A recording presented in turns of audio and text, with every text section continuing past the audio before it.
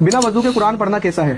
बिना वजू के कुरान पढ़ भी सकते हैं और छू भी सकते हैं। ये सिर्फ उलमा का फतवा है कि बिना वजू कुरान नहीं छूना चाहिए, लेकिन ये कुरान और सही हदीस से साबित नहीं है। और ये सूरह अल-वाक़िया की आयत नंबर 79 पेश करते हैं, ला यमस्सुहु इल्लल मुतहहरून, इसे नहीं छूते मगर पाकीज़ा लोग। लेकिन ये जो बात हो रही है वो किसी और के लिए हो रही है। वहाँ जो काफिर थे वो कहते थे ये कुरान नाउज़ुबिल्लाह शैतान लेके आता है। तो उसके जवाब में अल्लाह ने कहा आयत नंबर 77 से, इन्नहु लकुरआनुल करीम, बेशक ये कुरान बड़ी अजमत वाला, इज्जत वाला कुरान है। फी किताबिन मकनून, जो एक खास किताब यानी लोहे महफूज में लिखा हुआ है। ला यमस्सुहु इल्लल मुतहहरून, इसे नहीं।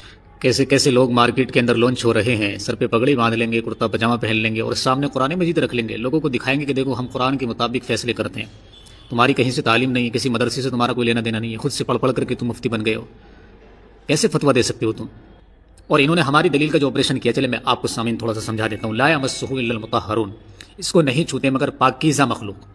इन्होंने कहा मुतहहरून से मुराद सिर्फ फरिश्ते हैं, इंसान मुराद नहीं। इनका मतलब ही ले लेते हैं कि फरिश्ते मुराद हैं। फरिश्ते पाकीज़ा हैं कि नहीं है? अल्लाह कह रहा नहीं छूते उसको मगर पाकीज़ा फरिश्ते। तो जब फरिश्तों के लिए भी पाकीज़ा होना जरूरी है कुरान को छूने के लिए, तो तुम्हारे लिए क्यों नहीं ये जरूरी यार? तू कैसे बगैर वजू के छू लेगा जब फरिश्ते नहीं छू सकते? तो फरिश्ते भी पाक मखलूक हैं, वही उसको छूते हैं, अल्लाह कह रहा कुरान में। तो तुम कैसे छू लोगे कुरान मजीद को बगैर वजू के? तुम्हारे मतलब से भी वही सेम मतलब निकल रहा है।